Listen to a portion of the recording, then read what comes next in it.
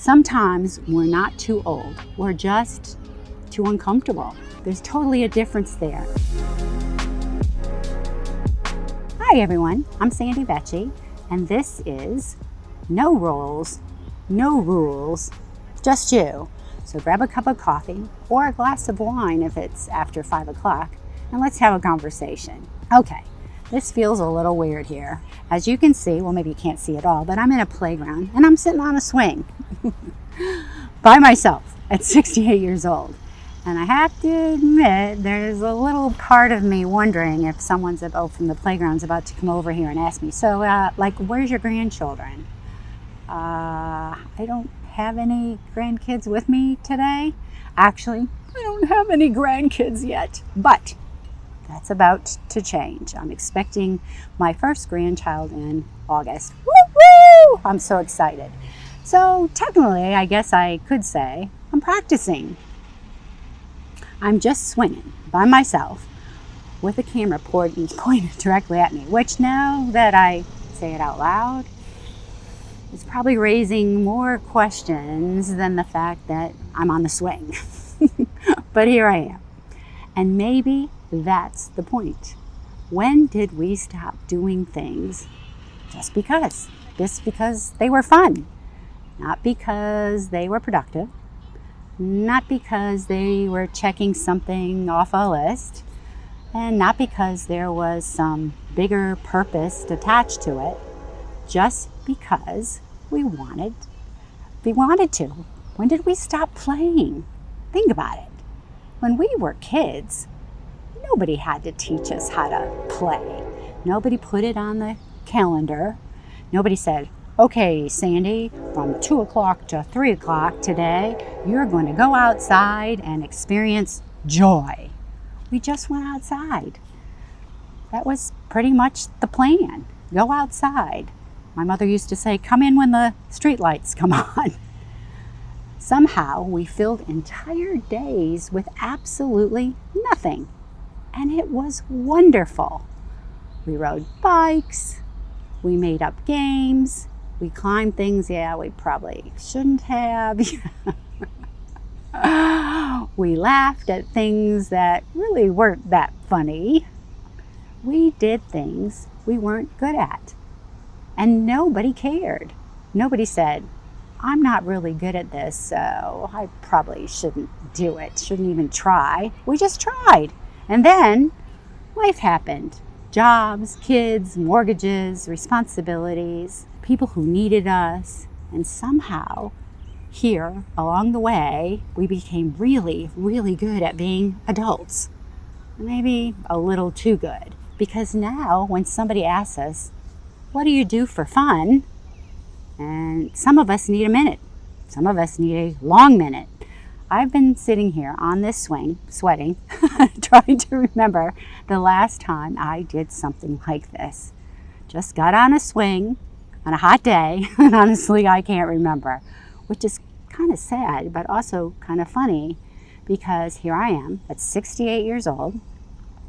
I just started a podcast, as you know, something completely outside my comfort zone. A few months ago, I was trying to figure out microphones, lighting, where in the world I was supposed to look when I was talking. Which side of my face is apparently my better side. And what season am I? I still don't know. I thought there were only 4 seasons. Apparently, according to the experts, there's like 37. And now I'm sitting here on a swing talking to you. Apparently, one uncomfortable thing leads to another. It's amazing. But you know what? Maybe that's how it works. Maybe we don't suddenly wake up one day fearless. Maybe we just take one little step, one toe in the water, so to speak, then another toe. And before we know it, we're thinking, well, what the heck? I'm already this far. I might as well just take the whole plunge. And I kind of love that, because there's something exciting about not knowing where one small step might lead us. That feeling of I wonder what happens if I try this. We had that as kids. We didn't need to know exactly where something was going. We just explored. We experimented. Sometimes it worked, and sometimes it didn't. Sometimes we ended up with a skinned knee, or in my case, doing a body slam into a telephone pole because my brother and I thought it was a great idea for me to ride on the handlebars. Yeah, that was not a good idea. Not at all. And then we went back out and did it the next day. Now, before you think I'm suggesting that we should all run out and climb trees again, although honestly, would that make a great YouTube video? I'd watch it. I'd definitely watch it. But anyway, the research behind this, why play matters. And don't worry, I'm not about to ruin this play with a bunch of statistics, because that would be very adult of me. But researchers who study adult playfulness have found a connection between play and things like greater well-being, more positive emotions, resilience, and the ability to handle stress. Play challenges our brains. It gets us moving. It connects us with other people. And maybe, just as importantly, it gives us permission to stop being so serious all the time, so adult. We spend a lot of time at this stage of life talking about taking care of ourselves, eating better, exercising, getting enough sleep, drinking more water. Yeah, that's my problem. Take your vitamins, get your steps in, make the appointment, schedule the other appointment. Honestly, taking care of ourselves is really almost like a full-time job. So maybe we need to add one more thing. Play. Although the minute I put it on my to-do list, it kind of loses its meaning, right?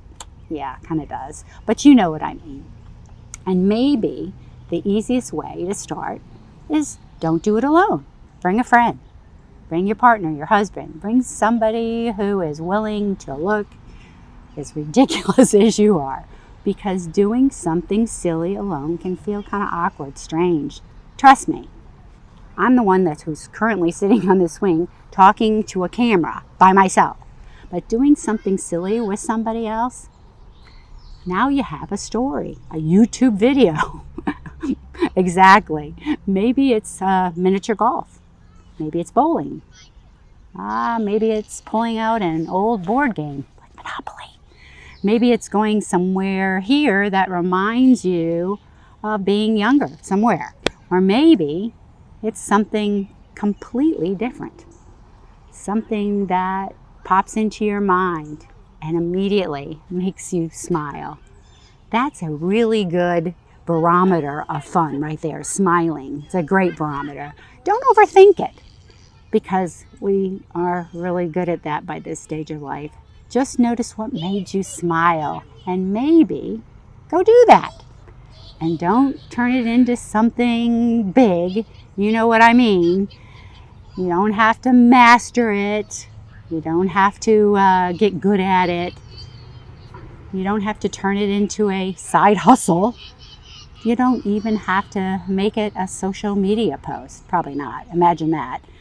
You can just enjoy it. And if it feels uncomfortable at first, so what? Of course it does. We've had years of practicing being responsible.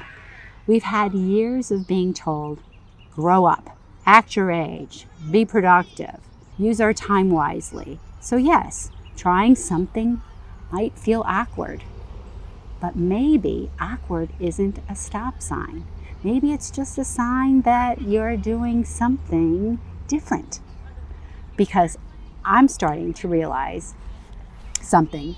Sometimes we're not too old. We're just too uncomfortable.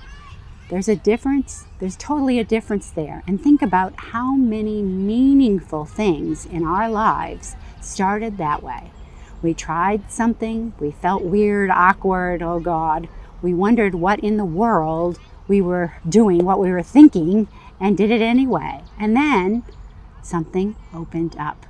Maybe not what we even expected. Maybe something even better. That's the beauty of taking chances. You never really know where one small thing might lead you. One toe in the water, then another. And suddenly, you're not standing on the edge anymore, watching. You're in it. You know, we spend a lot of this third act asking ourselves big questions. What's my purpose? Why am I here? What's next? What do I want to do with the rest of my life? Important questions, yes. I ask them all the time. But maybe every once in a while, we need a smaller question. What sounds like fun? That's it. No 5-year plan, no deeper meaning, no outcome, just what sounds like fun? I don't think that child in us ever really disappeared. The one who laughed at stupid stuff, the one who tried things without knowing how they would turn out, the one who didn't care if she looked ridiculous, stupid. Maybe life got too busy. Maybe life got hard. Maybe she's just been quiet for a while. But she's still there. I'm still there. And maybe she's just waiting for an invitation. Start swinging on it. Just start swinging on a swing. Put the camera away just because I want to. No purpose, no plan, no step count, nothing to cross off my list. Just because I want to. I have absolutely no idea what I'm going to do next. I kind of like that. What are you going to do next? Maybe stick one toe in the water, then another? And who knows? You might just find yourself doing something you haven't done in a very long time. Playing. Until next time, remember, the best part of your story isn't behind you.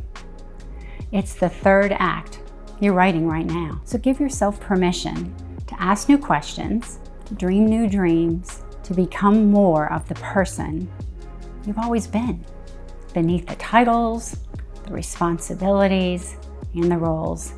Because this isn't, the end of your story. It's the beginning of the most meaningful act of your life. No roles, no rules, just you.